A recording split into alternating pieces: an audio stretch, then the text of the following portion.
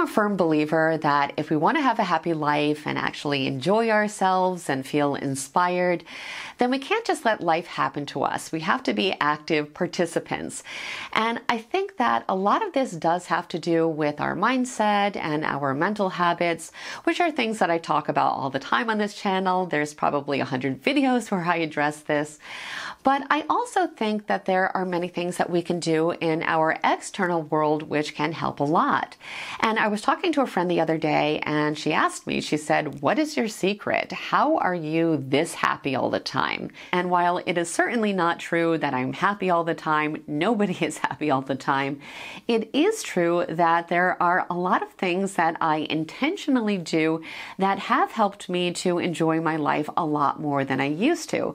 So I thought it would be fun today to talk about some of these things in hopes that you can find a few new ideas to help make your own life a little bit more enjoyable as well. And please know that it's likely the case that not everything is going to resonate with you personally, and that is totally fine. So just take what you think is going to work for you, leave everything else, and let's go ahead and dive right in. Now, something that I'm really passionate about is creating a beautiful little bubble for myself at home and personalizing my world. And by this, I just mean trying to always surround myself with things that I genuinely love. And I do not mean trying to clutter up our space, which, as we all know, can make us feel the opposite way. But I do think it can be really helpful when we have things around us that really do inspire us. And we can achieve this through decor or through artwork or from having things around us that come from special people or that are attached to special memories. Or we can experiment with things like aesthetics or atmosphere and have special lighting or scented candles. The whole goal here is to really create a space that makes us feel amazing, even if it's not the whole house. Maybe we share a space with someone else. That is totally fine. We want to create even a tiny little space that completely feels like our own. And honestly, even the smallest things can make a huge difference here. So, for example, the other day I found this book about gnomes that we had always had growing up that for some reason always completely fascinated me to the point where I actually described it to a friend as an adult who looked it up and got it for me as a Christmas present one year, which I found to be absolutely delightful. And I will try to find a picture of the book and put it on the screen so you can see what I'm talking about. But I've been moving around so much that I had it tucked away for a long time because I've been in so many different areas and so many different homes that I had forgotten about it. And recently I found it and I took out some of my favorite pages and I actually framed them and put them up in the kitchen. And so now every single time that I walk in the kitchen, I just have such a big smile on my face because these little things really can make such a big impact. I also think it can make a big impact to get rid of things that we do not like to use or look at. And an example of this is how much happier it made me in the mornings when I finally donated all of my ugly coffee mugs. I had so many of them and I was constantly reaching for these mugs that would bother me the entire time that I was drinking my coffee. So once I got rid of them, I knew that every single morning I was going to have only the option of having a wonderful coffee mug that was going to spark joy and have a beautiful picture and a beautiful design or be associated with some kind of positive memory. And I know it seems so silly or trivial almost, but these things do make a difference. I also think that we should be applying the same principle for our clothing, even when no one else is going to see us. I think a lot of times we think when we're home, we should just wear, whatever we can find, but really clothes do affect our mood. And I'm not saying that we need to dress up. It's fine if we're wearing pajamas, but they should be pajamas that we actually like. And I'm not talking about cost here. I'm just talking about personal preference. We should be wearing things that make us feel comfortable and make us feel like ourselves. For example, for myself, I'm a huge music lover. So when I'm not in a professional setting, I know that if I wear a concert t-shirt, I'm just going to have a better day because I feel like myself and I'm wearing something that really makes me feel good and reminds me of something that is a really positive part of my life. So that is something small that I also try to do. Now, another thing that's made a huge difference for me is reading instead of scrolling. Now, I was never really a big reader until my adulthood, but now I am completely addicted, and it is so much more satisfying than just aimlessly scrolling on my phone.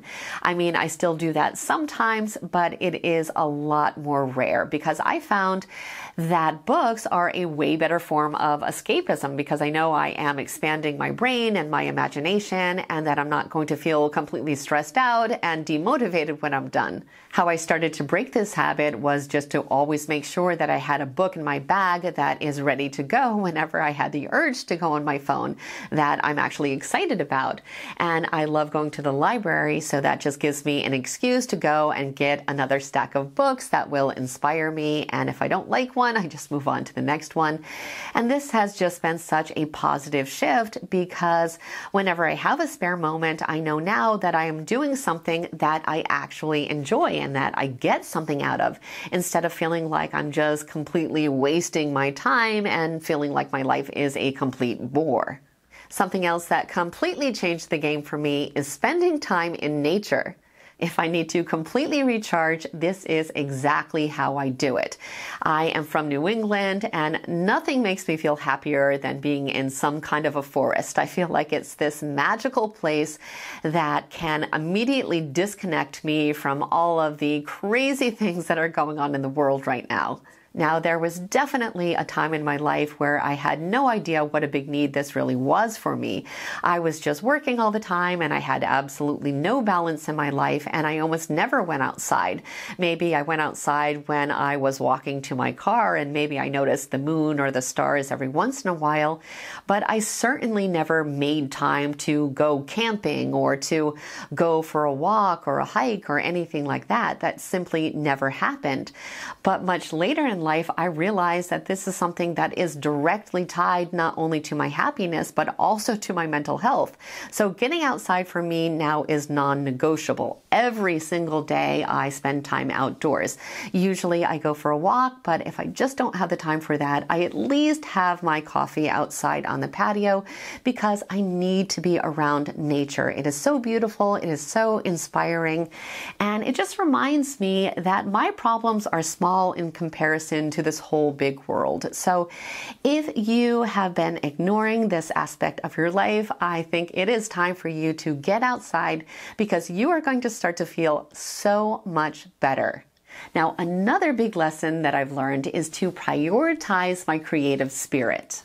Now, this is something that I have always known is important. I am a creative person by nature, but it's not something that I have consistently always made time for. I think as adults, we start to feel like creating is a luxury when we have all of these real world problems and issues that we have to deal with, when really it is a necessity for our human spirit. And creating brings us so much more joy and happiness than consuming, and we all make lots and lots of time for consuming.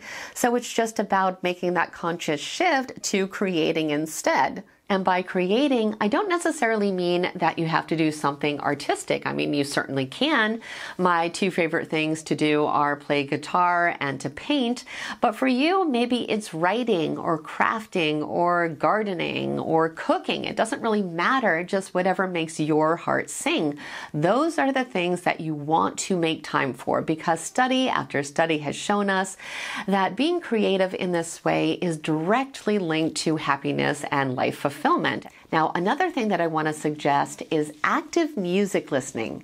This is a super easy happiness hack because music instantly triggers the release of dopamine, which can improve our mood and lower our stress levels.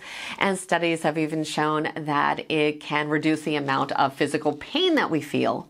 Music therapy is a rapidly growing therapeutic practice because it has such a powerful effect, and one of the key components of this therapy is active music listening. Now, I'm not just talking about kind of passively having music on in the background somewhere. I'm talking about when we sit down and really allow ourselves to listen to an album or a song and truly get immersed into it. Really think about the lyrics and what it's saying, think about the music and the musical instruments and what they are doing and fully enjoy it. This is one of my greatest pleasures. In fact, I have an entire another channel that is dedicated to music psychology because music can move us in a way that nothing else can, and it can certainly elevate our mood. In fact, a lot of studies show that it can impact us as much as medication, and it's something that can truly help us to release stored emotions, strong emotions, whether they be negative or positive. So it really does affect us very, very deeply. So if this is something that you have not done in a while, allow yourself to really enjoy music again. Find something that you used to love or try something new, but let yourself experience it because you are going to find that it is directly linked to happiness. Now, something else that has improved my life a lot is always making plans that I can look forward to. Now, of all of these things, this one might actually be the most important because I think we all have these crazy, stressful lives now that are filled with so many obligations and responsibilities, and they can be so boring and so monotonous, and we can feel like we are just on this hamster wheel. So we have to give ourselves things to anticipate that are fun and that make us feel like our life is not just completely boring and stressful all the time. And I learned from experience that these things really do need to be planned or they will never actually happen.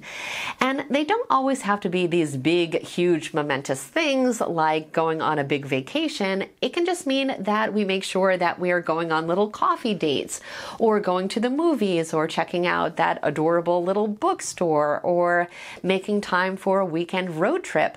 These are the things that make our lives feel meaningful. These are the little snapshots that help us to keep going and create beautiful memories of our lives. So do yourself a favor after you watch this video and just list out like 10 or 20 things that you would like to do that you have never made the time for and put them in your planner and commit to actually making them happen.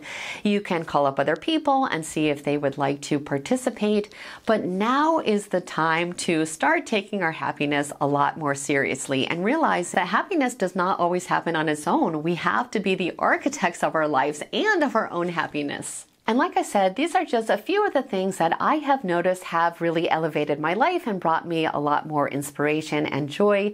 So hopefully a few of these ideas may bring you a little bit more happiness as well. And I would love to hear what ends up working out for you. So please don't forget to leave your thoughts in the comments. I want to thank you so much for being here today, and I will see you in the next video.